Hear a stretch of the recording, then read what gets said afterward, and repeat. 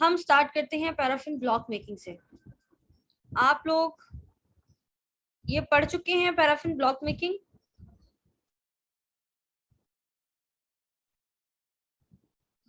Yes ma'am.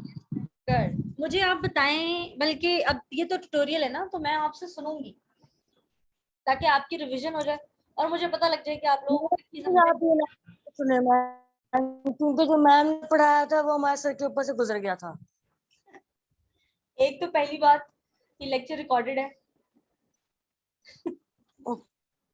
Sorry sorry sorry. Don't say such things. दूसरी बात ये बेटा कि कुछ तो समझ आया होगा ना, व्हाट इज पैराफिन वैक्स?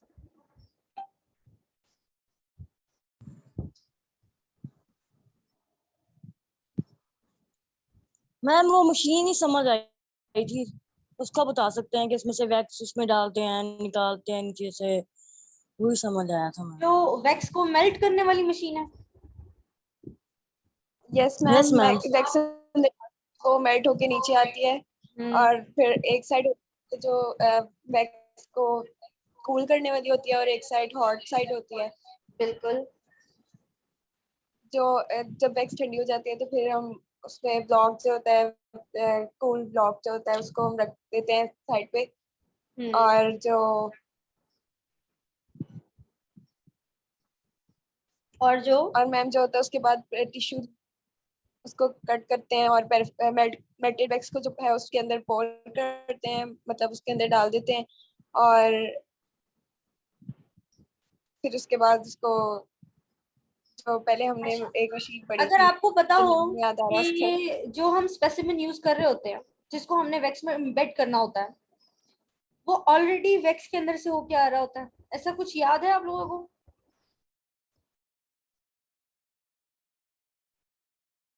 जब हम टिश्यू की प्रोसेसिंग करते हैं उस मशीन के अंदर, उस प्रोसेसिंग के दौरान टिश्यू को वैक्स से गुजारा जाता है ताकि उसकी डिहाइड्रेशन हो जाए।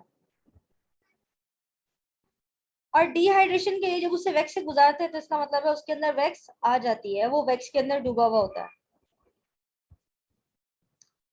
जब वो वैक्स के अंदर डूबा हुआ हमारे पास पहुंचता है तो हमें उसकी वैक्स को पहले रिमूव करना पड़ता है और बाद में हम उसको उठाकर उसका ब्लॉक बनाते हैं।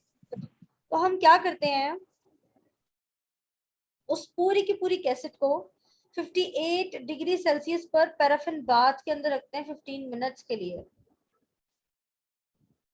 और उसके बाद उसको हीट अप करते हैं ताकि मेल्ट हो जाए तमाम की तमाम पैराफिन वैक्स। अच्छा, अब हमें टेम्परेचर भी इस हिसाब से रखना होता है कि टिश्यू डैमेज ना हो।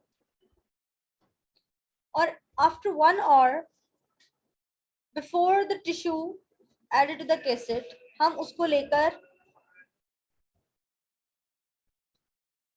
उठाकर उसमें डालते हैं। मतलब ये है कि हमने पहले उसकी वैक्स को रिमूव करना है ताकि पिछली वैक्स रिमूव हो जाए और अब जो है वो सिर्फ और सिर्फ वो ब्लॉक की वैक्स रह जाए।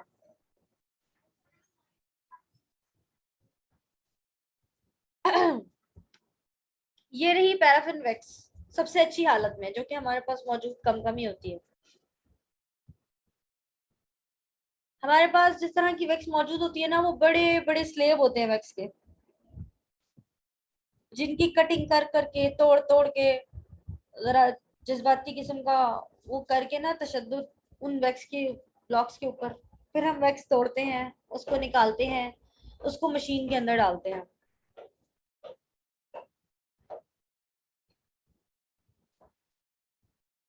पैराफिन वैक्स यूज किस लिए होती है? Paraffin wax is use for embedding the tissue, जिससे ये जो टिश्यू ब्लॉक्स आपको नजर आ रहे हैं ना बेटा, ये कैसेट्स होती है प्लास्टिक की, if you can see.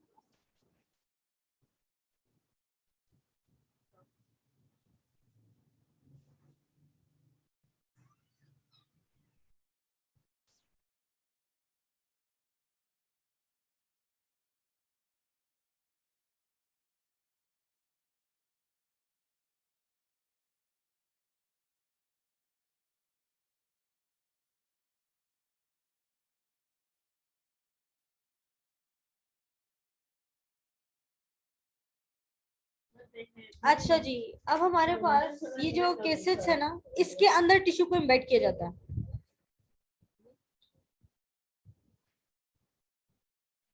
In tissue blocks को बाद में हम माइक्रोटोम के जरिए से कटिंग करते हैं, उनके सेक्शंस बनाते हैं, उसको ग्लास लाइट्स पे रखते हैं, उसकी स्टेनिंग करते हैं और उसको माइक्रोस्कोप के नीचे देखते हैं।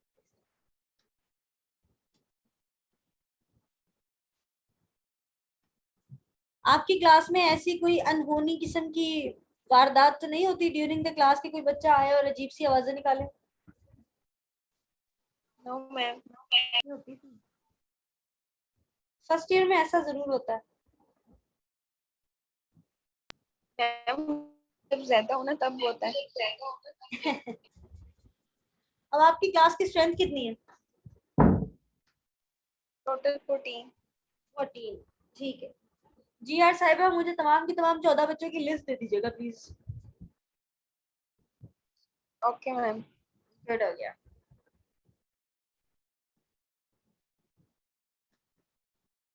अब पैराफिन ब्लॉक मेकिंग होती कैसी है? ये एल शेप जो हमारे पास ये जो रखे हुए हैं ना, ये मेटल के एल शेप बने हुए ये हमारे पास होते हैं। इनको हम रखते हैं इसके ऊपर और फिर उसको नीचे लेके जाते हैं, उस मशीन के नीचे लेके जाते हैं जिस मशीन से वैक्स आनी होती है।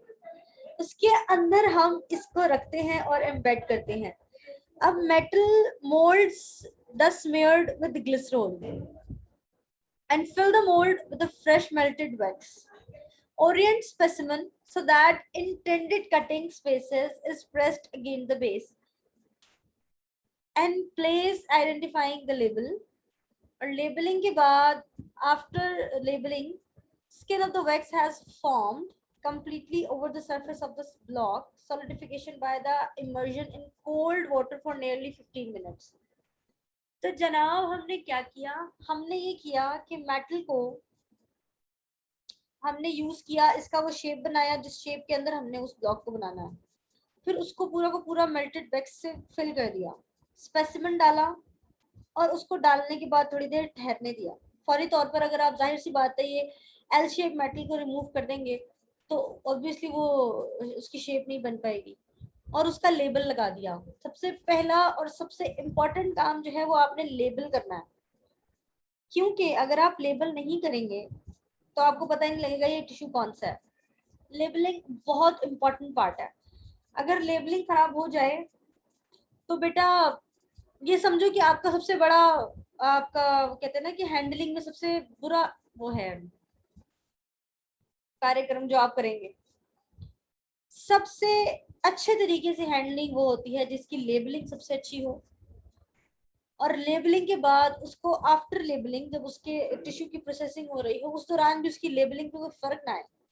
उसकी डेट, उसकी लेबलिंग, उसका नाम, ईच एंड एवरीथिंग उसके जो फॉर्म है उसमें मेंशन हो। जो भी कॉल आई हुई है ना बायोप्सी की, उस पे एक एक चीज मेंशन हो।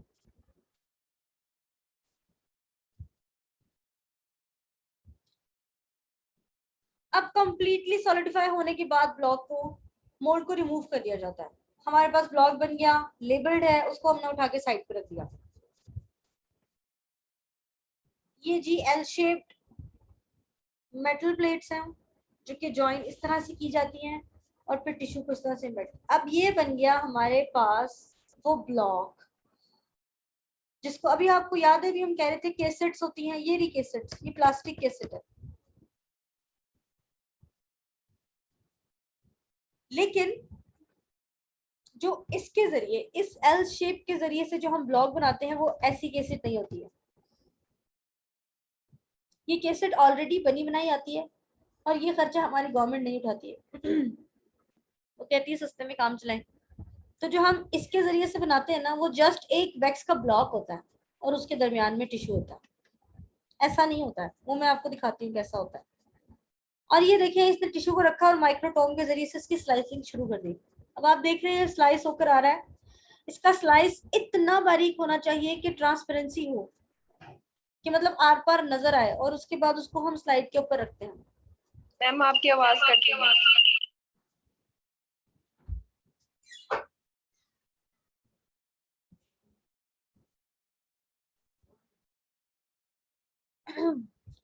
आप देखें जी, ये जब हम स्लाइस करते हैं ना, अच्छा वैसे इसने दिखाया काफी सारी स्लाइस करके रखी है। हमारे यहाँ पता क्या होता है, बड़ी एहतियात से ब्लेड को सेट करके बड़े ही, इस ब्लेड को भी खास तौर पे बड़े तरीके से सेट करना पड़ता है, क्योंकि ये ब्लेड अच्छा खासा तेज होता है।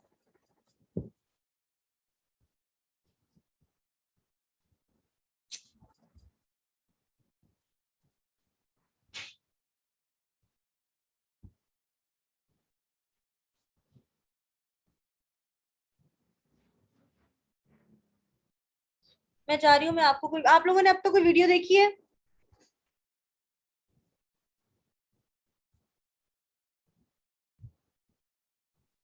मैम आपकी आवाज कट रही है। मैम आपकी आवाज आवाज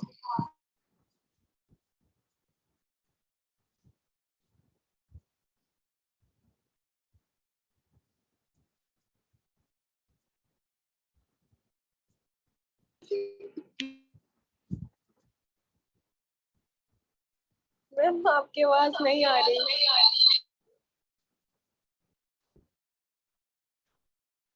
जी बेटा, मुझे तो लगता है ये लेक्चर ही मुश्किल हो जाएगा मेरा।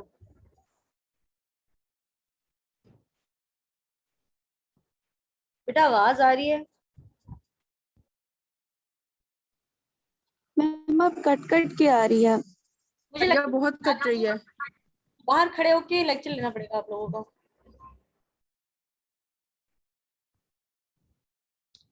खैर, आपको स्क्रीन नजर आ रही है ना? No ma'am. No ma'am, screen ही नजर आ रही।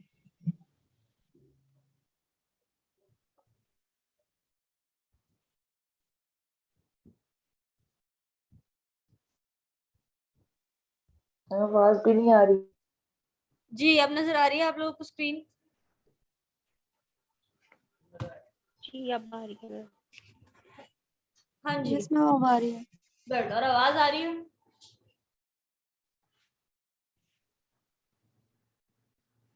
मैं आ रही है। जी,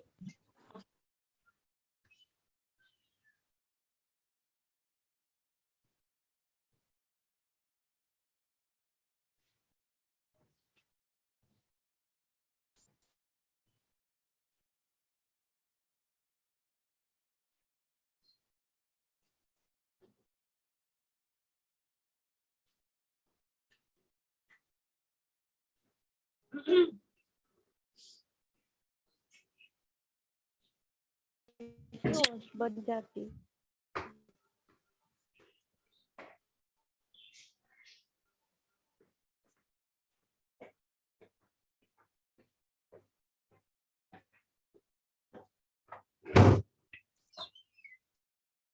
अब आ रही है आपको मेरी आवाज?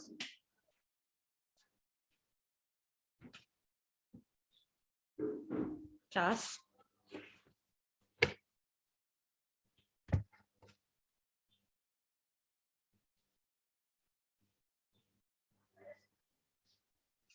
यस मैम अब आ रही।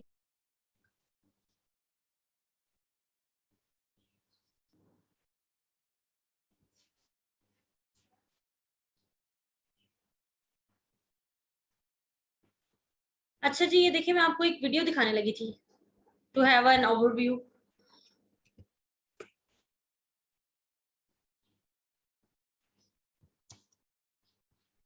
ये रही वो मशीन।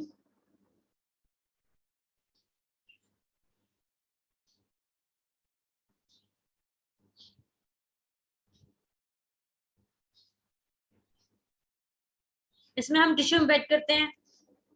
टिश्यू इसके अंदर प्रोसेस होता है। In hours, we can like take out it's fully done, and then we can empty the tissue into a heated oven.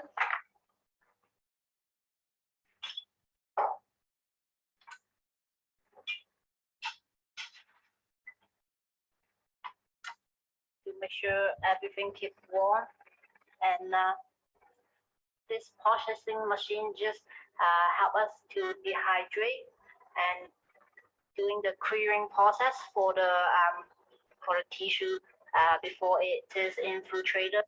अगर आपको याद हो तो मैंने बताया है, अभी बताया, बल्कि पहले भी बताया था कि डिहाइड्रेशन के लिए हम इसकी प्रोसेसिंग करते हैं और इसको स्टेन करते हैं। स्टेन नहीं करते मतलब इसको अल्कोहल के अंदर डिप करते हैं, इसकी डिहाइड्रेशन करते हैं, इसको पैराफिन वैक्स में से गुजारते हैं। ये देखिए जी, And the cool surface is cooling up.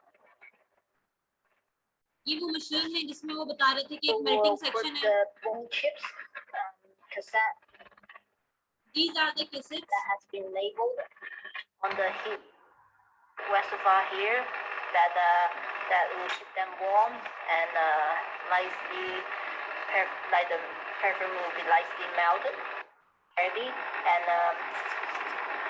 we'll find the white side. इसके ऊपर रख के हम कैसेट को फिल करते हैं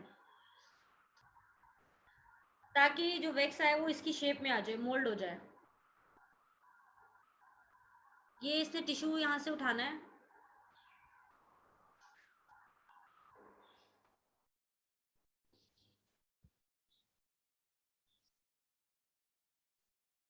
ये इसने टिश्यू उठाया है,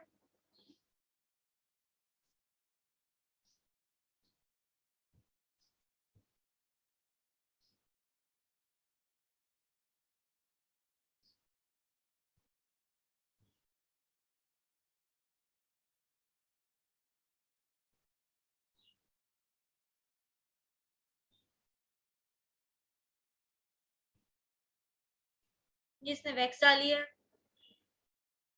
और थोड़ी देर रुकने के बाद ये इसमें टिश्यू डालेगी।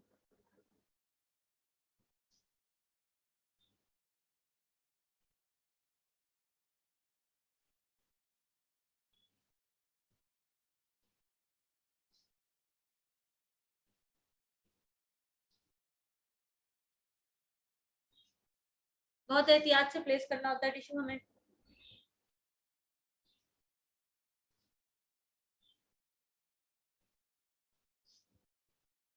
ये इसने ठंडा होने वाली प्लेट के ऊपर रख दिया ताकि टिश्यू अपनी प्लेस पे आ जाए और फिक्स हो जाए।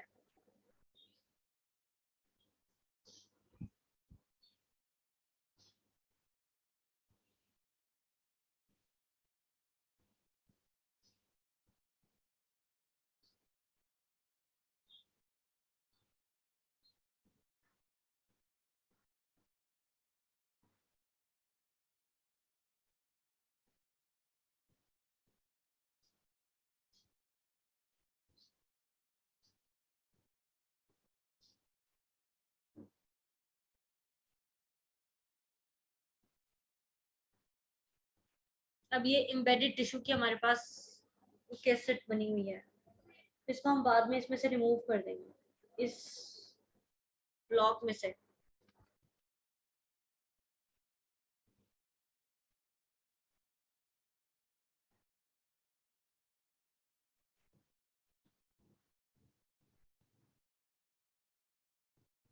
इसने इसको इसके ऊपर सारी वैक्स डाली है और वैक्स डालने के बाद इसको ठंडा होने रख दिया हुआ है। अब जब हम इस कैसेट को रिमूव करेंगे तो हमारे पास पीछे वाला टिश्यू साथ आ जाएगा, लाइक दिस। ये एम्बेडेड टिश्यू हमारे पास आ चुका है। जी कुछ समझ आई? Yes. Yes, ma'am. गुड।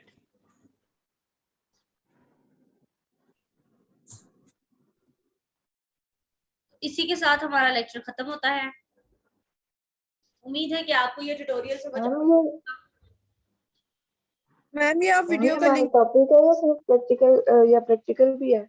ये प्रैक्टिकल है बेटा, ये आपका प्रैक्टिकल लैब में वर्क होगा। तो मैम हमने जो टिश्यू प्रोसेसिंग वाला पूरा लिखा था, हमें बेंडिंग का अलग से भी लिखेंगे? समझ नहीं आया मुझे, क्या कह रही हैं आप? कि हमने टिश्यू प्रोसेसिंग का पहले पूरा प्रैक्टिकल कंप्लीट लिखा है प्रैक्टिकल कॉपी में, तो एम्बेडिंग का अलग से भी लिखना है? अगर टिश्यू प्रोसेसिंग पूरी हो गई है तो बेटा उसमें आपने ये पैराफिन ब्लॉक मेकिंग लिखा हुआ है। वो टिश्यू प्रोसेसिंग मेरा ख्याल है वो मशीन का टिश्यू प्रोसेसिंग था। उसमें मेरा ख्याल है हमने जो उसके स्टेप्स थे वो लिख टिश्यू दीजिए। प्रोसेसिंग करना एक पूरा चैप्टर पूरा जो है ना, एक जो हमें जो पढ़ाया था उन्होंने, वो सारे जो लिखा था। अब उसके आगे से जो टिश्यू प्रोसेसिंग के जो पार्ट्स है ना, जैसे फिक्सेशन हो गया, अब ये एम्बेडिंग, मैम इसको भी आगे जो है ना वो फर्दर एक्सप्लेन कर रहे हैं। तो मैम ये पार्ट्स भी जो है आगे टिश्यू प्रोसेसिंग के प्रैक्टिकल नोटबुक पे लिखने हैं। Tissue in the wax while tissue processing and the embedding of the tissue while making a block. There are 2 steps. Tissue processing के दौरान पैराफिन ब्लॉक मेकिंग नहीं आती। आप इसको काइंडली चेक करें, आपको पता लगेगा एंड पर वो क्या कह रहा है, उसने क्यों की है। उसने वो डिहाइड्रेशन के लिए पैराफिन में वैक्स में डिप करवाया था। एज सच आपको ये प्रोसेस नहीं नजर आया होगा, माइक्रोटोम से कटिंग नहीं लिखी होगी आपने। आप लोग एक दफा चेक करें, ओवरव्यू दें, आप लोगों ने क्या लिखा है, मैंने लिखा। बात देख के बताएं कि आपने क्या लिखा हुआ है, और अगर नहीं है तो फिर ये इसमें एडिड होगा। लेकिन आप इसका एक दफा कंफर्म कर लीजिएगा कि ये प्रैक्टिकल आपका इंक्लूडेड है और लिखना है कि नहीं। सर तकीर से पूछ लीजिएगा आप लोग, ओके मैम। ठीक है। और कोई क्वेश्चन? लिंक मैं आपको वीडियो का भेज देती हूँ बेटा।